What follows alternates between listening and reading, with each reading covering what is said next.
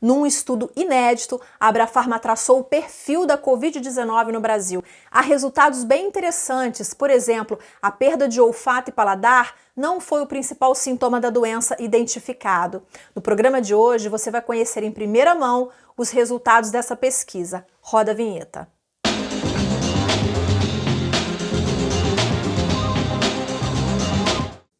Olá, seja muito bem-vindo, muito bem-vinda. Eu sou Viviane Massi, jornalista especializada em varejo farmacêutico. Você está no canal da Ascoferj, assistindo ao Ed Farmácia. Toda terça-feira a gente publica uma nova entrevista com um novo convidado. Sempre tem um tema relevante para você, que é dono, dona de farmácia ou que atua no setor e tem interesse em aprender um pouquinho mais. No programa de hoje, um estudo inédito realizado pela Abrafarma, em função dos testes de Covid-19 que as redes da entidade vêm realizando desde maio de 2020, um estudo que traça um perfil muito interessante que pode ajudar as instituições de saúde, o SUS, a entender um pouco mais essa doença. 4.262 farmácias da Abrafarma já realizaram mais de 9 milhões de testes de Covid-19, quase 2 milhões testaram positivo desde maio. E o estudo que você vai conhecer hoje foi feito entre janeiro e junho de 2021. Foram analisados cerca de 3,3 milhões de testes em 2.608 farmácias das redes da Abrafarma. Para contar para a gente como foi feito e o que significa esse estudo, nós trouxemos para o Ed Farmácia o CEO da Abrafarma, o Sérgio Mena Barreto. Sérgio, muito obrigada pela sua participação. Olá, Viviane. Olá a todos que estão acompanhando, que acompanham o canal Ed Farmácia, né? Prazer mais uma vez receber o convite, prazer mais uma vez conversar com vocês e vamos conversar sobre esse estudo incrível que a Abrafarma está apresentando ao mercado nesses dias. Sérgio, conta pra gente como e com que objetivo a Abrafarma realizou essa pesquisa, esse estudo sobre o perfil da Covid? Olha só, desde o início, Viviane, desde que a gente ajudou a Anvisa, né, a gente contribuiu bastante na própria regulamentação dos testes, a gente sabia que fazer teste na farmácia ia fazer toda a diferença na análise dessa doença, ou seja, no custo dessa pandemia.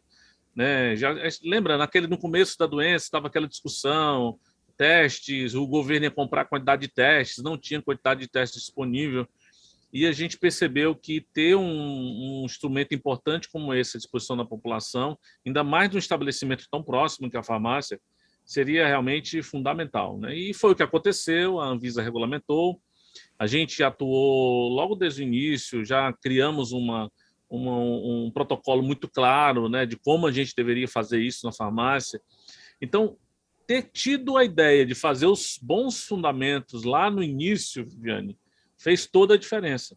A gente padronizou a anamnese, ou seja, que perguntas o farmacêutico tem que fazer quando o cliente chega na farmácia. A gente padronizou a própria, digamos assim, condução da testagem. E o fato de a gente ter que registrar todas essas testagens e mandar para o governo federal, né, isso também ajudou, ou seja, a criar um padrão. Então, a gente criou um padrão, usou uma anamnese padrão, usou um protocolo padrão, existe uma maneira padrão. Então, melhor coisa do mundo é ter dados padronizados, é ter procedimentos padronizados.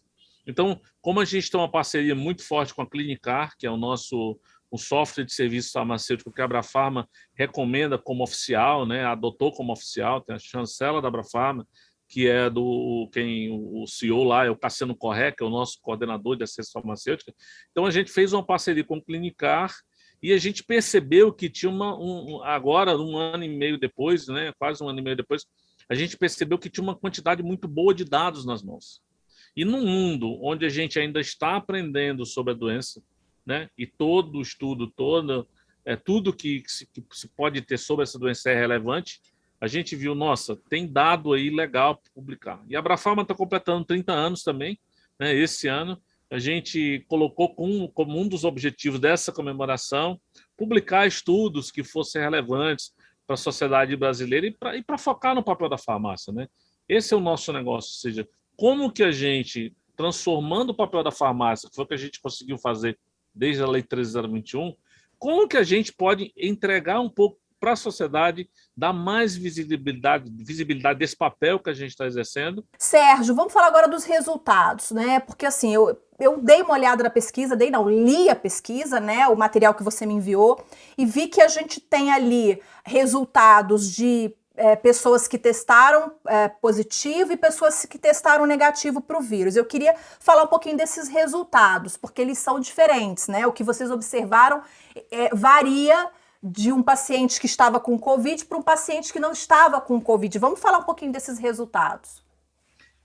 Tem digamos assim, a amostragem demonstrou que existem realmente resultados diferentes para ambos os casos, mas, ao mesmo tempo, é muito surpreendente, algumas coisas são muito comuns. Esse estudo, Viviane, eu acho que precisa ficar claro, talvez seja um estudo inédito no mundo, porque eu não tenho conhecimento, pelo menos, de alguém que pegou 3 milhões de pessoas que foram apresentar queixas na farmácia, que é o que a gente fez, né? Ou seja, através da anamnese, ver quais eram os sintomas. Então, se perguntava se está com sintoma, não está com sintoma, você tem febre, tosse seca, você tem coriza, você perdeu o paladar, perdeu o olfato, aquela coisa toda, né? E eu desconheço um estudo que tenha avaliado 3 milhões de casos, 3 milhões de sintomas, para entender como essa doença funciona, ou seja, o que a gente pode aprender com ela. Então, uma das coisas mais interessantes que apareceram nesse estudo, e aí, em ambos os casos aconteceram isso, e depois você pode disponibilizar, eu estou autorizando o Ed Farmácia a disponibilizar o estudo na página. Vocês podem, Ótimo. Qualquer pessoa que tenha assistido essa live pode fazer o download do estudo, tá bom?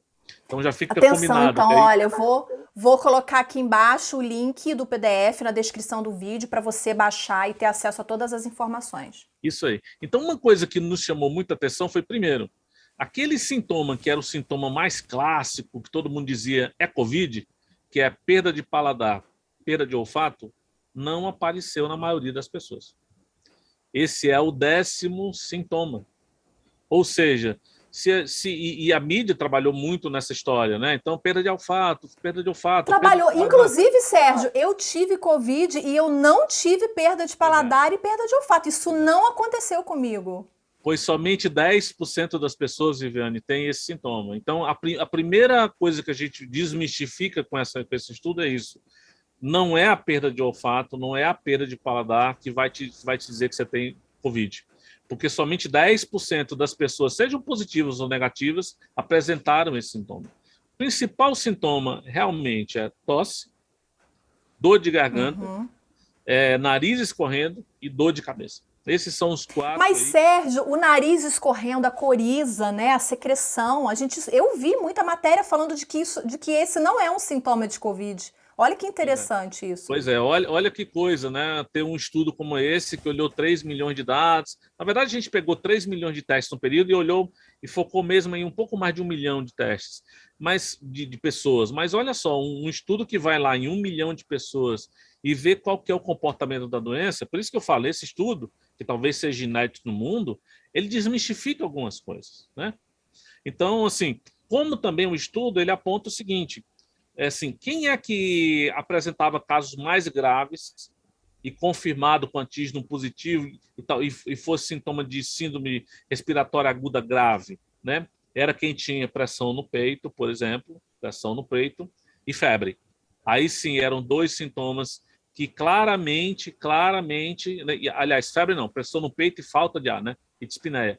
E claramente eram pessoas que já estavam graves e que o farmacêutico tinha que encaminhar para o hospital. Então, o mais interessante de um estudo como esse, além de anamnese em si, ou seja, além de fazer a triagem do paciente, fazer a testagem, muitas farmácias usavam oxímetro, faziam medição de PA também.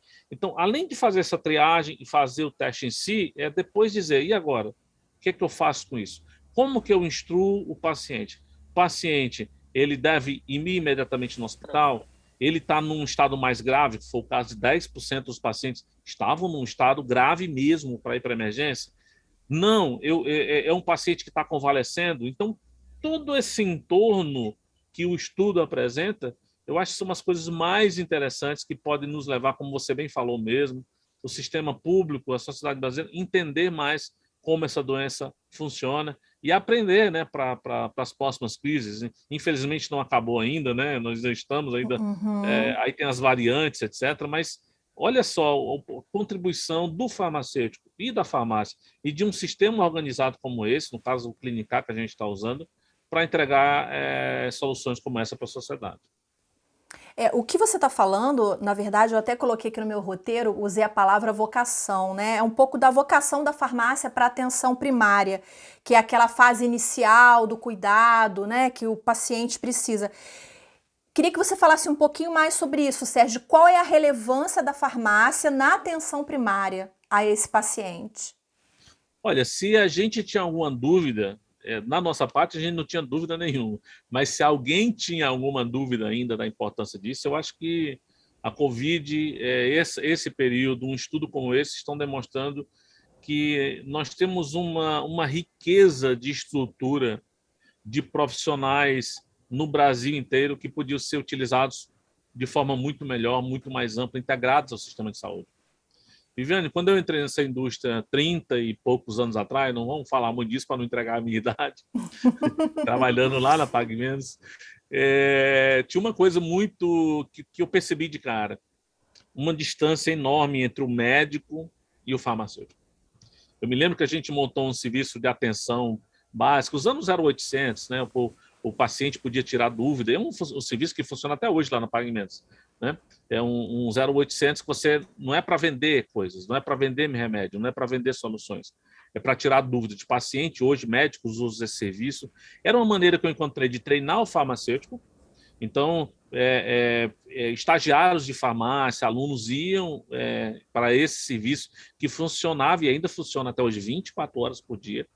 E eu tinha uma série de profissionais farmacêuticos que atendiam o telefone, basicamente o atendimento do telefone, e com uma base enorme de dados, de informações para prestar esse serviço. Então, desde aquela época, a gente já percebia que, caramba, que se a farmácia, se o farmacêutico, se o médico utilizasse mais a farmácia, o farmacêutico como o braço direito do serviço de atendimento, né, ou para fazer acompanhamento, para cumprir aquelas lacunas que o paciente não consegue, porque vai muito rápido no consultório do médico, porque não faz o exame no tempo adequado. Caramba, isso seria uma fórmula vencedora. Isso, Viviane, nós estamos falando de 30 e poucos anos atrás. Nós precisamos de ter uma lei, nós precisamos criar um serviço como esse hoje para demonstrar a importância disso, e precisou vir uma pandemia para ser a prova definitiva, né, da importância disso. Então, a farmácia salvou muita vida, Viviane, nessa pandemia. Imagina que quase 10 milhões de testes realizados, quantas pessoas testaram positivo, quantas pessoas souberam que aquilo, que era mal-estar que ela estava sentindo, aquela falta de ar, aquela pressão no peito, era sim síndrome respiratória aguda grave. As pessoas testaram positivo na farmácia e, se tinha alguma dúvida dos sintomas, tiveram certeza para ir no hospital, para ir no pronto atendimento. E olha que avanço o Brasil pode ter se utilizar a farmácia como parte efetiva do sistema de saúde, né? E agora, como esses dados vão ser utilizados? Assim, vocês vão encaminhar para o Ministério da Saúde? Já encaminharam? O que vocês pretendem fazer com os resultados desse estudo? Já encaminhamos para o Ministério da Saúde, já encaminhamos para todas as entidades de saúde, estamos encaminhando formalmente para as sociedades médicas. Todos os contatos que a gente tem no Ministério, na Anvisa, além de entregar isso para a sociedade através da imprensa, né, e através dos órgãos de divulgação, programas como o seu, que isso reverbera o tema, faz chegar em mais pessoas, tira também um pouco da academia, né? A gente vai levar também, entregar isso para a academia. Provavelmente, Viviane, isso vai se somar num artigo científico, né? E o Cassiano vai coordenar isso. A gente pretende publicar numa revista internacional, né? Traduzir o artigo, entregar para uma revista internacional, e isso fazer parte de todo esse conhecimento global aí que está se gerando sobre essa doença. Então, o Brasil, através das farmácias, olha que coisa linda isso, né? O Brasil, através das farmácias, contribuindo para o entendimento a nível global de uma pandemia como essa. Esse nosso artigo deve ser publicado em breve, um artigo científico, É um estudo observacional, né? A gente não fez com pretensão científica, é um estudo observacional, mas certamente está contribuindo um pouco com essa história. Eu fiz uma outra entrevista com o Sérgio, também aqui no canal, que se chama 7 super temas atuais sobre o varejo farmacêutico. Te convido, vou colocar um link aqui em cima para você assistir essa entrevista, tá muito legal também, a gente fez aí no meio também da pandemia. E se você gostou dessa entrevista, deixa o seu like, compartilhe com todo mundo para a gente poder propagar esse estudo inédito que a Abrafarma fez, que é muito importante para a saúde do Brasil. Sérgio, parabéns pela iniciativa e obrigada por participar novamente aqui com a gente. Obrigado mais uma vez. Aqui na Abrafarma, estamos sempre à disposição do seu canal, estamos à disposição da farmácia brasileira, estamos à disposição do Brasil. Obrigada a você que ficou com a gente até aqui. Antes de ir embora, inscreva-se no canal, ative o sininho para você não perder nada. Eu te vejo na próxima terça-feira. Tchau!